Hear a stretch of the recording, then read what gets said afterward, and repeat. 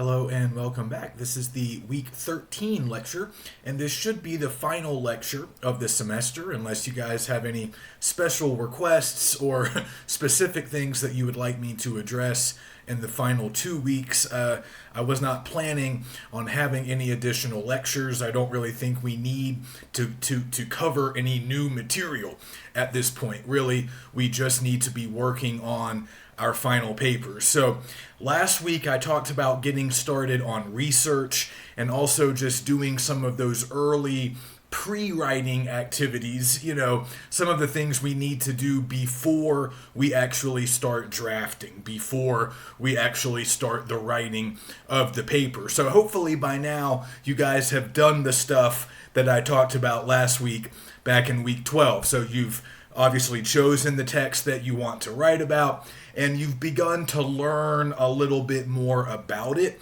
by doing some of that early sort of preliminary research where you're just getting acquainted with the sort of ongoing, already existing critical conversation that you are attempting to enter. So hopefully you guys have done that. You've gotten the ball rolling. You've gotten some ideas down on paper. So now this week, I just wanted to talk a little bit more about the actual assignment, the paper itself, the requirements, just, the things that I'm looking for, and just a few strategies to sort of help you guys think about what you need to do, some strategies to help you a little bit later when you're ready to start drafting. So I don't really envision us doing a lot of drafting this week. You might be ready to. Really, what I would like you guys to be doing this week is really more outlining and working on those proposals and critical summaries that are due at the end of the week. So that's the only other assignment we have before the final paper. The critical summary and proposal, it's a package deal, two things in one. The critical summary is exactly what it sounds like. You're just telling me a little bit about some of the sources that you found so far. You don't necessarily have to be married to those sources. It would be great if they showed up in your final paper, or at least if one or two of them did, but just show me a little bit of the research that you've done so far. And then, of course, we know what a proposal is. You're basically just pitching your paper idea to me. Relatively briefly, you can keep that to roughly a page. Just tell me what you want to do, and sort of, talk a little bit about the argument that you want to make, some of the evidence that you might like to use. So we need to start thinking about some of that stuff this week. We need to have sort of a tentative thesis statement in mind. That would be a nice thing to include in your proposal. We need to have a little bit of research that we're ready to show, just so I can see that you guys have embarked on these final projects and that you are making some progress. Another thing that you guys need to consider this week is which critical or theoretical approach would you like to use on the final paper? So this is something I sort of mentioned maybe in passing, but we did not talk about it last week in lecture. The fact that I want you guys to use at least one of these critical approaches that we have studied over the course of the semester. So, I know we might not feel like experts. We might feel a little unsure about some of these concepts, some of these schools of criticism, but try to pick a school or an approach that you feel pretty good about. Maybe something that you can remember also learning about back in 203. You learned more about it this year in this class. So if you're pretty comfortable with new historicism or feminism or anything that we've discussed, certainly you can go back and use formalism. You can use formalism or the new criticism. That was kind of the first critical style or approach that we talked about. They, of course, gave us the close reading technique. Just, remember what formalism really requires of you.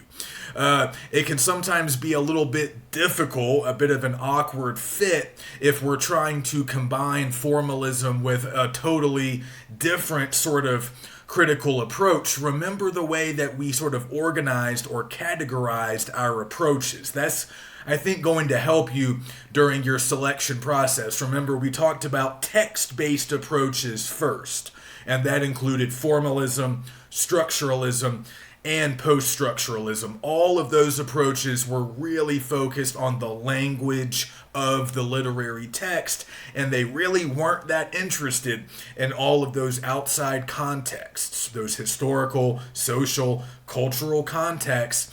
They really didn't care a whole lot. Certainly the formalists did not care very much at all about the author's biography, historical context, or anything else that they would have considered to be outside the text. So remember that. We talked about that with formalism. But eventually we moved on from those text-based approaches, and we talked about context-based approaches. And that included new historicism. That included gender studies and queer theory. That included post-colonial theory. We talked a little bit about that, or that whole branch of criticism, which really just concerns itself either with literature produced in former colonial spaces or sort of exploring what happens when you have sort of a mixture of different cultural influences. We talked about new historicism, a new version of the old historical approach that's been around for a long time. But now, when we use historical context, we tend to sort of collapse some of those distinctions between literature and history. With the old historical approach, we sort of thought of literature as simply a vehicle to help us understand history. And we often viewed history as the true, factual account, and literature was the sort of imaginary, creative version. Now, increasingly, new historicists think of history as sort of just another narrative, has a lot of narrative elements, has a lot of resemblances, a lot of similarities to literature. So we can read history like literature, and maybe we can sometimes read literature like history. We can really examine these sort of dueling narratives, and they obviously influence each other. But we can see not only how the history influences the literature, but also perhaps how the literature influences the writing and the remembering of history. So that's kind of the new historicist angle. We talked about that. We talked about the psychological approach, sort of using psychoanalysis, some concepts borrowed from Freud. So again, you might want to go back, review some of that content. I've posted notes on all of the approaches that we've covered, and even a few additional approaches that we didn't cover, but I probably did back in 203. So again, this needs to be based on your own understanding, your own comfort level, and of course, it needs to be, this decision about what critical approach you use needs to be based largely on your chosen primary text, your literary text that you are pursuing, that you are writing about. That text is going to dictate a lot of your other choices. Some of the literature that we've read very much lends itself to a new historicist approach. So if you're tackling something like that, you might be led to new historicism. But if you're really interested in a poem, or maybe you're just really taken with some specific language devices, then you might want to use formalism, and you might not care that much about historical context or other outside context. Some texts are going to invite a feminist reading. Some texts might invite a reading a little bit more sort of interested in economics. So I mentioned at least briefly the sort of Marxist approach, or the sort of materialist approach that I think I've included in the notes, but we didn't really talk about in lecture. But those are approaches that are very interested in social class and economic dynamics and how they play out in a text.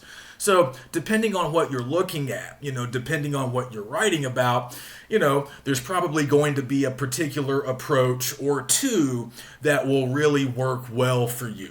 So make sound decisions based on what you're interested in, what you're comfortable with, and of course what you are writing about. And it's okay, if you want to combine a couple of approaches. But like I said, just make sure that your combination makes sense. So using a little bit of formalism in one place and then maybe doing something else elsewhere, that might work. But like I said, formalism is very specific, doesn't always pair well with a lot of context-based approaches. And if you are going to do some text-based and some context-based, you probably need to, think about your organization, think about how you're arranging it, think about how you're going to make that combo make sense in the context of your paper, within the larger framework of the paper that you're planning. So, we want to use one of these critical approaches to help us develop more original analysis. You don't have to work with that critical approach, every sentence, every step of the way, but it should guide you. It should show up in a lot of your body paragraphs. It should be one of the things that you talk about. And as you're conducting research, we have the rest of this week to continue our research, to continue finding sources. And that might even continue into week 14 as well. But as you continue to research, you might notice that some of the stuff you're looking at, some of the articles that you might be finding and reading, you might notice some of those have particular critical approaches, or they're using certain ideological lenses. In some cases, critics and scholars might announce sort of what they're doing. They might announce their ideological apparatus.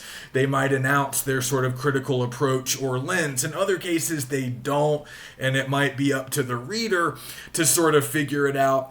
But you guys need to be paying attention to that. And if you're picking up on something as you research, as you read more, you might pick up on some trends, some developments in the criticism on your text. You might notice that there's a lot of feminist criticism about that particular text, or there's a lot of psychological readings, or whatever.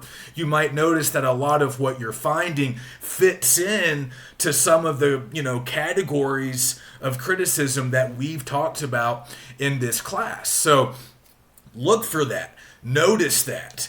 And again, what you're noticing, what you're seeing in the already sort of existing critical conversation, that might dictate a little bit of what, that might help you with your own decision when it comes to what school or approach of criticism you want to use. So remember, these are just tools.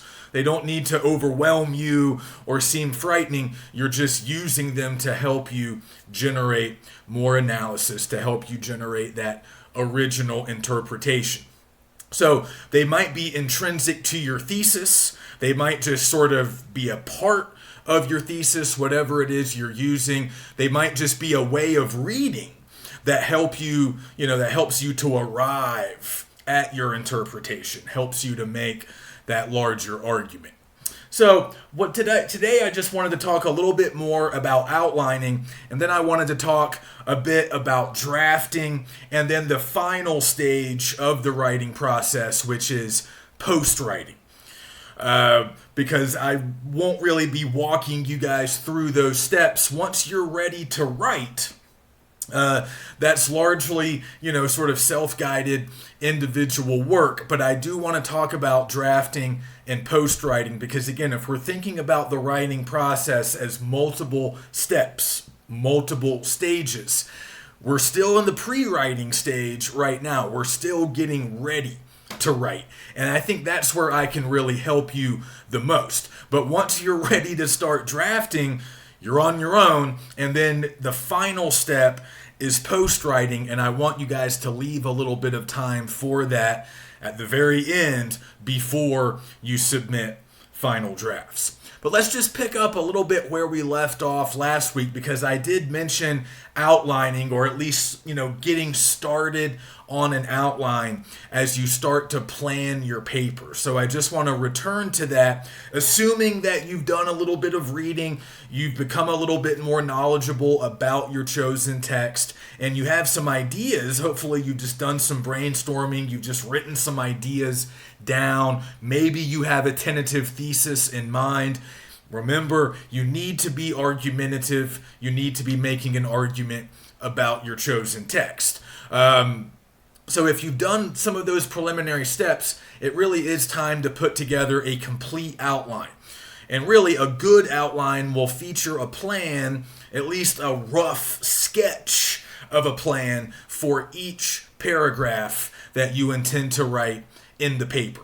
So we don't have to be exact. You might not know exactly how many body paragraphs you're going to end up with, but you could make a pretty good estimate. So looking at the length requirement, we're shooting for 8 to 10 pages here. So, understanding the length, understanding the amount of content that you need to generate, you should probably start with somewhere in the neighborhood of maybe 7 to 10 bodies. You might end up with more than that, which is fine. You might end up with some rather long paragraphs that you end up breaking. You find a place to break them and they become 2 separate paragraphs. That's also fine. But you need to plan a lot of bodies, because you know that you will need a lot, ultimately. And you'll also plan an introduction. We always need a good introductory paragraph, and eventually you'll need a conclusion. But of course, you can get more specific. You can really start thinking about, specific things that you want to do in your body paragraphs. And you can start devoting different bodies to different goals, different things that you want to discuss, different things that you want to accomplish.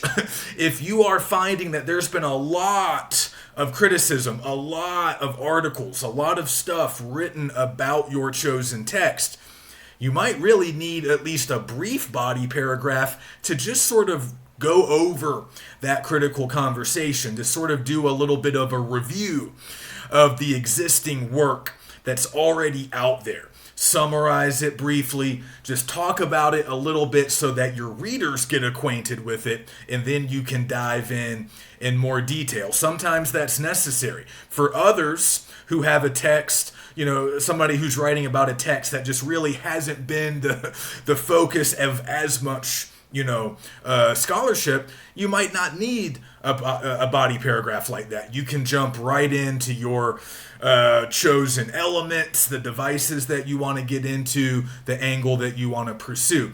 So everybody's going to have a different organizational plan. Everybody will be doing slightly different things in their body paragraphs, but you need to start really thinking about what you intend to do.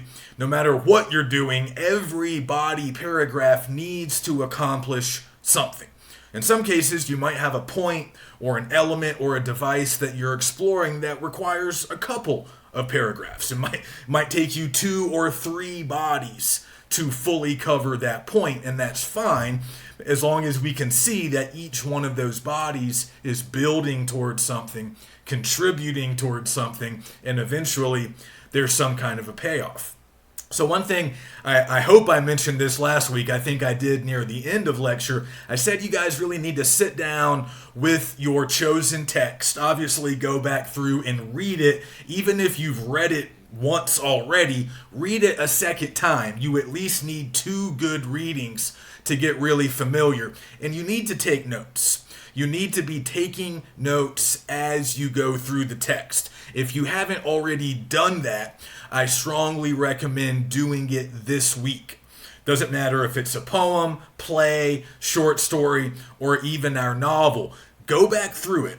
And if you don't want to mark up the book, like I've said, you can just make your notes on a separate sheet of paper. But you need to start finding some specific passages, some specific moments in that text, specific quotes, specific paragraphs, specific pages, stuff that you want to discuss. And while you're thinking about your thesis, while you're thinking about the argument that you want to make, remember that sort of tortured metaphor that I was using weeks ago about finding an entry point, finding some kind of point of access. How do you get in to the text? How do you enter that ongoing critical conversation? Again, most of these texts have been talked about, have been studied, have been analyzed before. So how are you going to get in to the conversation? How are you going to offer something new, something original, even if the story has been talked about quite a bit? There's always a way to find an original interpretation, but you have to keep originality at the forefront of your mind. It can be a challenge sometimes, especially if you're reading a lot of good criticism, a lot of good scholarship. If you're doing good research, it can be easy sometimes to let those critical viewpoints become your viewpoints. And you're like, well, yeah, I agree with them. They're making good arguments. They seem to know what they're talking about. So then in your paper, you end up just sort of regurgitating their points. The critics that have already done a lot of this work, you're just kind of repackaging their stuff, not really adding much to it. I see that a lot. That's a common sort of problem that students run into. So you got to be bold a little bit. You have to stake out an original claim, an original interpretation that's not identical, to what you are finding in your research. It can be somewhat similar to what others are saying. I know it can be difficult to be 100% original in every way, but like I've said before, one good strategy that you might adopt is to build upon an existing foundation. So if you find an interpretation or an analysis of your text that you really like, it makes sense, you agree with it, you can use it, but don't stop with it. Use it and then build something on top of it. Use it as a launching point for your own reading, your own interpretation. Again, you can take it as true, you can take it as good, but then do something with it, sort of put your own spin on it. That's how you arrive at something that's yours, uniquely yours, and not just a repackaging of other people's work. But again, that is a challenge, especially if you're working with a very well-known, pretty famous text. That's why it's good to really get some ideas down during this early pre-writing stage. Before you become totally immersed in a lot of the research, sort of jot down your own opinions, your own ideas. What do you think the text means? Why do you think, your chosen literary text, of course, what does it mean? Why does it matter? Okay, what does it have to offer? Why should people care about it? You need to write down your own answers to some questions like those. Start staking out your own positions, your own ideas, your own interpretations. And you can, of course, you might alter some of those. They might change a little bit over time, but you need to get your own ideas down before you're surrounded by a ton of other ideas. And remember, not all of your sources necessarily have to be specifically about your text. So if you're interested in historical background, historical context, you can have some sources that mostly just deal with that. Or if you're interested in sort of a feminist reading of a text, you can have a source that helps supply some theoretical material for feminism, but it might not be directly tied to your text. Your job is to make it connected. Find the connections, apply the feminist theory that you might be getting from a source. Now you can apply it to your chosen literary text. So now's the time to really start planning a lot of that. Start planning what you're going to do in your bodies. And of course, this is a big paper. It's different than those short, SARs that we've been doing throughout the semester, but don't forget about the SARs completely, because I want you guys to keep some of that spirit.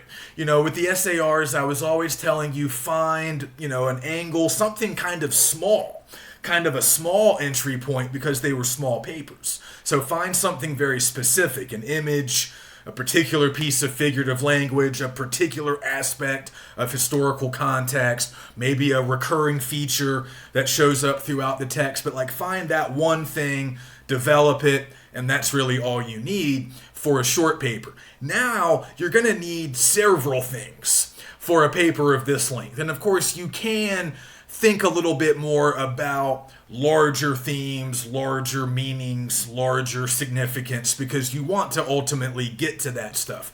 But don't lose sight of how important it is to be specific and to get really close to the text, to really engage closely with the text. So that's why I'm telling you guys to really take notes. That's part of pre-writing, that's part of generating ideas. Find some of the textual examples that you're going to use later, because you're going to need a lot of those. Whatever your reading or interpretation is, you're going to need a lot of evidence directly from the text, whether it be direct quotes, important moments that you want to summarize or analyze. You need to start finding them, and then you can start planning which body paragraphs they will eventually appear in, because that's part of outlining too. You want to say, all right, in this body paragraph, I'm going to be talking about this example of imagery and maybe this particular line of dialogue or whatever, and go ahead and plan for that. You don't have to write all of the sentences yet, but you can jot down page numbers. If you want to find a particular example of that literary element that you're talking about in that paragraph, okay, it's on page 17. I want to get this particular quote from page 47, whatever. Just start making some notes like those. Those are good things to put in the outline. Now you have a plan. You haven't written it yet, but you know what you're going to do in that paragraph. So I don't want to treat you guys like you're 101 or 102 students. You're a little bit more advanced, but I would just recommend, remembering the idea of topic sentences. That's something I really drive home in English 102 when we're doing the research paper, but it's good, at least at this planning stage, to sort of have a general topic for each body paragraph. And you might want to just go ahead and announce that. You don't always have to, feature those topic sentences in the final draft, but they're good for planning purposes. They're good in an outline because they're really for you. As much as anything else, at this early stage, you can just sort of, you can create a bullet point or just a real basic heading for each paragraph. In this paragraph, I'm talking about imagery and this metaphor. In this body paragraph, and the next body paragraph after it, I'm talking about historical context. In this other body paragraph, I'm going to be working closely with this source. And you might want to go ahead and pull the examples from your outside source, from one of these articles you found through research. I'm going to quote this guy on this page. I'm going to use this concept from this other page. So that's how you can really plan your paragraphs. And it's always good, at least, like I said, at this early stage, to think to yourself, okay, what am I doing in this paragraph? And then what am I doing in this next paragraph? What examples am I including? What points am I making? What moves do I want to make? And you might change your mind about some of that once you begin drafting. But it's just good to have a plan, whether it's written by hand or in a Word doc or some other, file on your computer, just so you have something to look at when you are ready to sit down and draft. So again, I don't recommend drafting until you have a lot of notes, until you've gone back through your chosen text and found some of the examples that you want to use, some of the specific elements and devices that you want to talk about. You should have your sources gathered, at least on your computer. And of course, the outline, if I haven't already said that, you need to have the outline handy. And once all of that preliminary stuff is done, you can start writing. And that's really a very personal experience. I don't find that it's all that useful to talk about drafting a lot as a group, because you guys have your own writing style, your own system. just leave yourself plenty of time, because you don't want to be drafting right up until the very end, because of course we need time for post writing. So I was just going to spend a little bit of time talking about that, and then I'll finish with just some general points about the assignment. Just my assignment in particular, things that we need to make sure that we're doing. But I do just want to talk about revising and editing a little bit, because we haven't talked about this stuff really all semester. And I know you guys have learned about it in earlier classes, but don't forget and don't feel like it's elementary to spend time on the post-writing steps. In fact, that's a real pro move. That shows your professionalism if you are willing to revise and edit. A lot of undergraduates do not. So, however your drafting process is going to go, leave yourself some time. Maybe it's just 24 hours before the final deadline, and that's post-writing time. Okay, that is the time to revise your draft. And revision sometimes gets sort of lumped in with editing as if they're the same thing, but really they're a bit different. Revising is more of a general term that really just refers to any kind of improvement you can make to your paper. So by this point, when we revise, the idea is you're mostly finished with content. You have a finished draft. You've written enough. You have enough paragraphs. You've made all your points. You've advanced your argument. So the content is mostly covered. So revision is really more about sort of focusing on organization, making sure individual sentences sound good and look good, making sure that individual paragraphs sound good, look good. Think about your overall organizational structure. Do you like the sequence that your body paragraphs are in? Does that sequence make sense? Is your thesis statement strong? Do you have a clear and sort of logical order at work? Do you have enough development, right? These are all things we can look at. Maybe some bodies need to be beefed up a little bit. Maybe you do need another sentence or two. Maybe other bodies need to be trimmed up a little bit. They're a little bit too long. Maybe we can cut a sentence or two. Maybe we want to rearrange some stuff. Maybe we want to combine some paragraphs. There's a lot of different things you can do. Cutting, adding, reorganizing, but you need to just give yourself some time for revision. Go back through the draft, think about individual sentences, and think about individual paragraphs, and you'll notice some awkward phrasings, some weird kind of rough transitions, some things that you can smooth out and fix. And once you've done that, once you've spent some time revising, you can turn to editing, which is the final step of the writing process, and that really just means looking for and eliminating mistakes. So, sentence level errors, any kinds of punctuation issues, spelling mistakes, anything else like typos, formatting issues, whether it be spaces or weird line breaks or, not italicizing book titles, not putting article titles in quotation marks, just little things, but they can add up. Making sure that your works cited page is formatted properly. That will be the final page of your document. So give yourself time to proofread, revise, edit. You will thank yourself later, and hopefully you'll thank me, because everybody makes mistakes. Everybody wants, it's great to produce that completed draft, but it's going to be a rough draft. We have to acknowledge that. We can't be in a rush. We can't want to, skip steps because that's where we run into a lot of problems. So give yourself some time once that initial round of drafting is over. And you might, like I said, if you have 24 hours or 48 hours, you might just have time for a good round of revision to clean some stuff up and then edit to eliminate any remaining mistakes. Sometimes there's overlap, right? As you're revising, you might also notice mistakes and you can edit. But give yourself just a little bit of time for pure editing. You don't even really need to be thinking about meaning anymore when you're editing. Just look for errors. Because again, there's always a couple that had previously eluded our notice.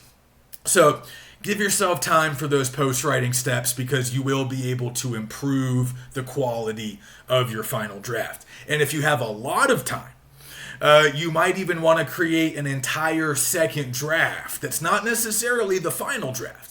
But if the rough draft isn't quite cutting it, you could produce another draft, a better one, and then you can revise it and turn it into that final draft that you do submit.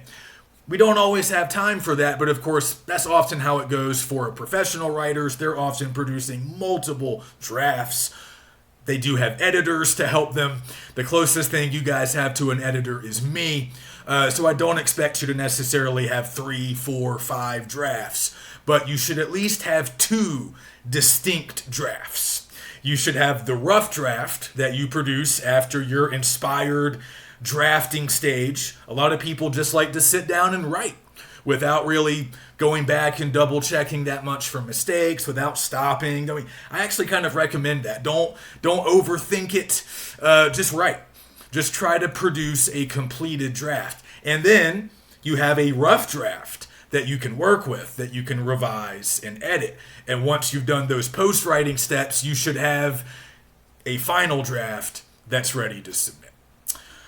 Okay, so I just wanted to go back to a couple of things that we've kind of already talked about before, but just to sort of drive home some just final reminders, just some things that I want to make sure you guys are keeping front and center, because I probably, I won't be addressing you in this way again, although I would like to have video conferences, so we can talk more, but this is the final lecture. So let me just again remind you that we are being argumentative. So you need an interpretation, you need a way of understanding the text that is yours.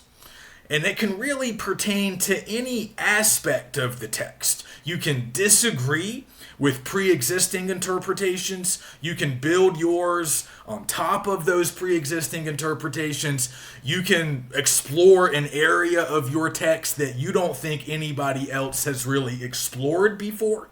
If you just have not come across it in your research, you can pursue that. There's really no limit, but you have to give us something new, something that we didn't have before, a new way of understanding a text, something new to look for, or just a way to understand it, just a way to interpret it, a way to make it make sense, a way to understand its larger significance.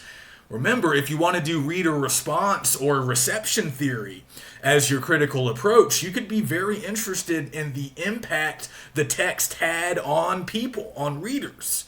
How was it received? How did people talk about it? How did it affect people? What kind of changes did it perhaps make in the world? That's a particular critical approach you could take, and that would lead you to a very particular type of interpretation. But whatever you do, it needs to be yours, and it does need to be an argument. So you should think of it as an argument. So you need to have an argumentative thesis statement in your intro paragraph. I know we sort of just know that probably from previous classes, but just don't forget that we want an argumentative thesis. And even if we don't always think about literature as the kind of thing that we can generate arguments about, we need to now. This is our version, our understanding of the text. Our way in, it's our angle, it's our original contribution. So I think back at the very beginning of the semester, we were talking about some of the different types of writing that get done about literature, just to kind of place what we are doing within this larger sort of spectrum or continuum. So again, we've talked about literary criticism and theory a lot. So you guys can sort of look at this final paper as your own contribution to literary criticism and scholarship. So, this is where a lot of the interpretation and analysis of literary texts gets done. Yeah, we're also kind of evaluating texts, but that's not typically our primary goal. we're mostly focused on interpretation and analysis. So this is what we see in scholarly essays. You guys are seeing a lot of this in your research.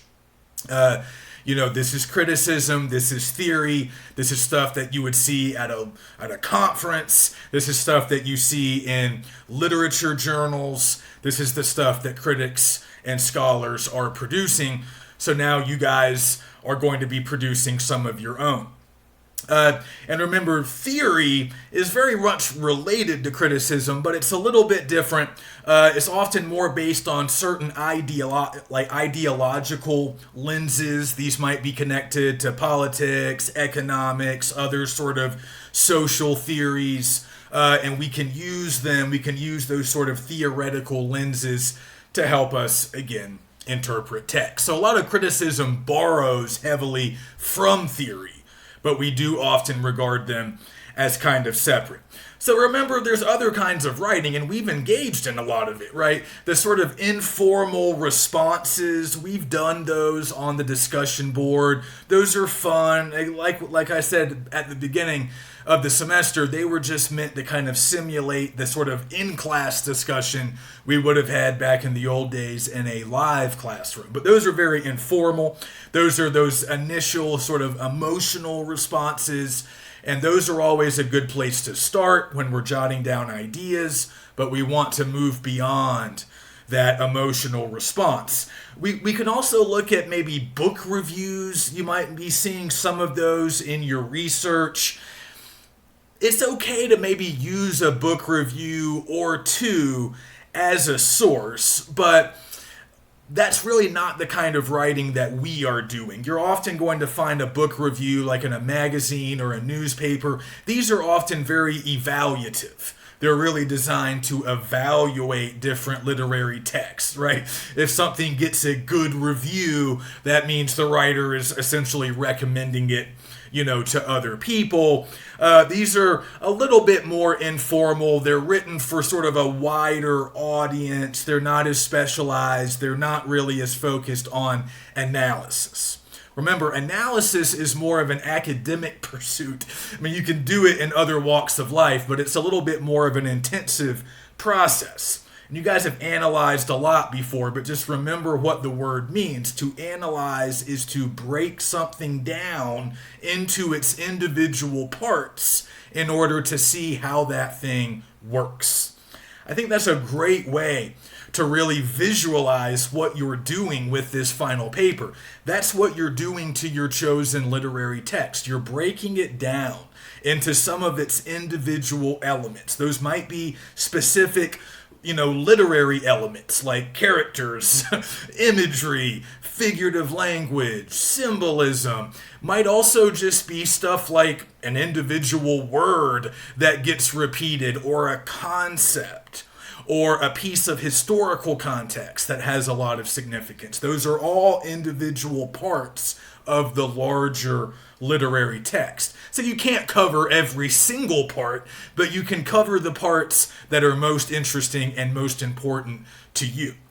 And then by exploring those individual parts, by exploring their relationships and how they all work to express larger themes, that's how you're able to make sense of the entire text. So you always want to make those connections between the individual parts that you're exploring in your body paragraphs and the larger message or meaning that you think the text is trying to communicate. Telling us what that larger theme is might essentially be your argument. That's how a lot of arguments end up getting structured, but it doesn't have to be. Right? Your argument can be a little bit more specific about a character. It can be very much based on your critical approach, but it's also a way for us to understand larger themes. So just make sure you're always making that connection. But just think about what analysis is and what it requires of us. We cannot remain on the surface level when we analyze. We cannot simply summarize what happens in a text. Like I said before, I don't really want very much plot summary at all. Even if you're working with a short story or a novel, something that's very much a narrative, you might think of it as very plot based. That's fine, and you can analyze the plot. Like, you feel free to talk about the plot, but talk about like the plot sequence or how it develops tension or identify the climax. Like, do something interesting with plot. Don't just recap it for me. Okay, I don't really want very much summary. The only time you need to summarize is if you're trying to sort of orient the reader. Like, you're giving us a specific example, or you're sort of taking us to a particular point in time in the text, and you might want to kind of remind us sort of what's going on. Okay, right before this happened, this person died, or, this event took place, so that's why everybody's sad, or whatever. Like, that's really about the extent of the plot summary that you need. Just kind of tell us what's going on in order for us to understand this particular piece of evidence or this particular textual example. And then you can just really dive into your analysis and your sort of original ideas. You can also bring some stuff in from your outside sources, but I really don't want much plot summary. That's not really helpful when it comes to analysis. Analysis is asking something else. So dig deep, engage closely with the text, and again, that really requires getting very familiar, very acquainted with the text. You need notes, you need stuff highlighted, so you can go back and find some of those really good examples, some of those specific items that you want to use.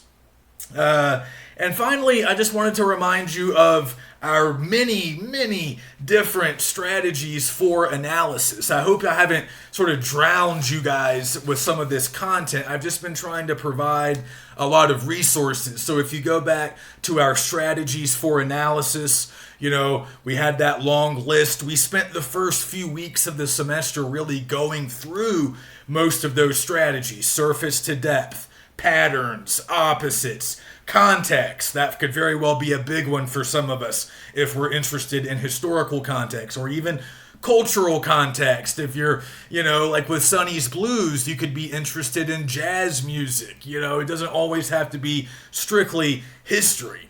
It might have more to do with music, fashion, or other aspects of what we just kind of consider culture or popular culture of any given time period, right? So jazz isn't so much a part of our pop culture now, but it was back in the 40s and 50s, right?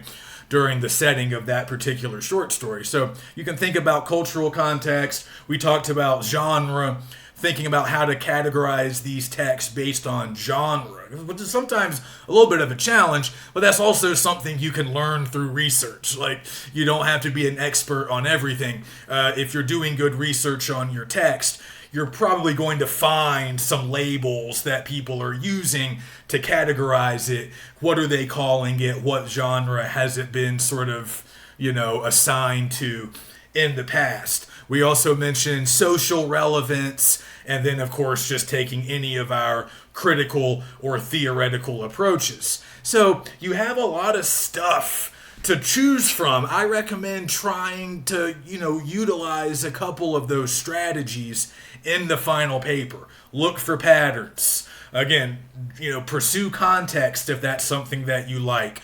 Consider surface and depth.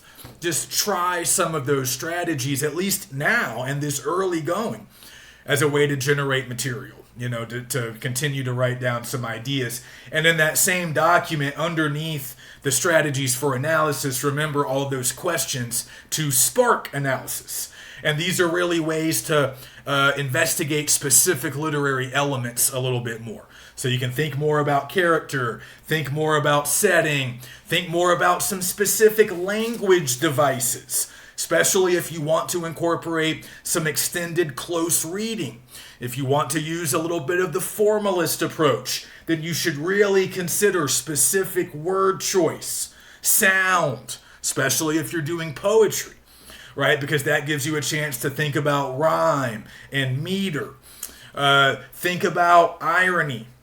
Think about paradox. All of that stuff that the formalists liked. You should be looking for those things, along with, of course, imagery, figurative language. All of that stuff allows you to really dig deep into the language of a text. And sometimes we want to do that. We should all do that at least a little. Some of us might do that a lot, whereas others might have more of a context-based approach, which means you're going to be exploring maybe more history, more culture, more psychology, some other social system. And of course, don't forget there's also the reader-based approach, which really is just reader response. But like I mentioned, if you choose reader response and reception theory, that gives you a chance to think about the impact a text had on readers. You'll need to gather some data about that through research, but that could be an interesting angle as well. So I'm going to go ahead and stop it here. I think I've given you guys more than enough lecture time over the course of the semester, but I do want to mention one final thing, and that is our schedule for next week. So I mentioned a proposal and critical summary. I would like you guys to submit that assignment by the end of this week, by the end of week 13. And then I want to look at those right away so I have them in front of me when I meet with you individually next week for our video conferences. So this is what I want to do during week 14. And I've gone ahead and put a sign-up sheet in Canvas in the week 13 module. I realize that I don't really know your schedules. Obviously, we have not met live at all this semester. So instead of just assigning you times and hoping that they work out with your schedule, I'd like you guys to choose times. And I can be pretty flexible. We can really utilize the entire week. So I posted a Google Doc in Canvas. If you have Google Docs, you can just get inside there, edit it, and put your name next to the time that you want. If you don't have Google Docs, then at least just look at it. It's fine if you can't actually edit, but just take a look and choose a time as long as it's not already selected, and then just tell me the time that you want in an email. Okay? So there's only, I think, 14 or 15 of us, so we should be able to get everybody scheduled pretty easily over the course of the week. And these are informal Zoom conferences, so I'll take care of everything. I'll set them up and send you the links to each individual conference via in an email. So all you guys need to do is show up at your time ready to talk about your paper. So by the time you show up, you should have an outline finished, okay? And it would be great to have that outline with you so you can sort of be looking at it. And then you've also submitted the proposal and critical summary by that point, so I'll be able to pull those up and look at them on my computer as we're talking, okay? So pretty informal. I don't expect you to have all the answers. I don't expect your paper to be finished. Please don't worry about that. Like I said, I'm envisioning that we can really get started on drafting next week.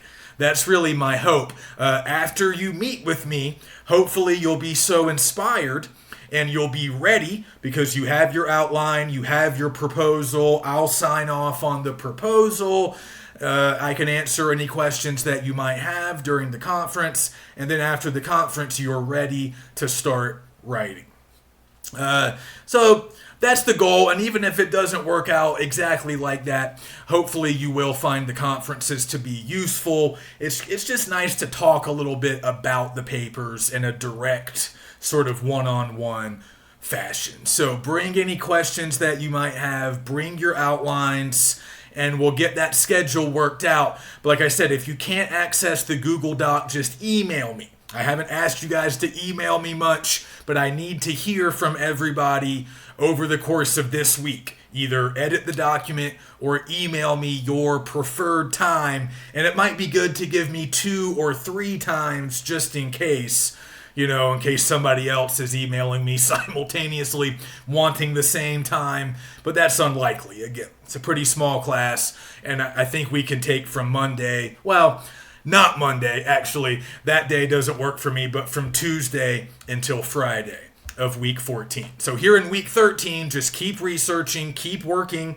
do the proposal and critical summary, and then next week in week 14, we'll have our conferences. So if you have questions, let me know. Please sign up for a time, and I will see you in our conferences next week.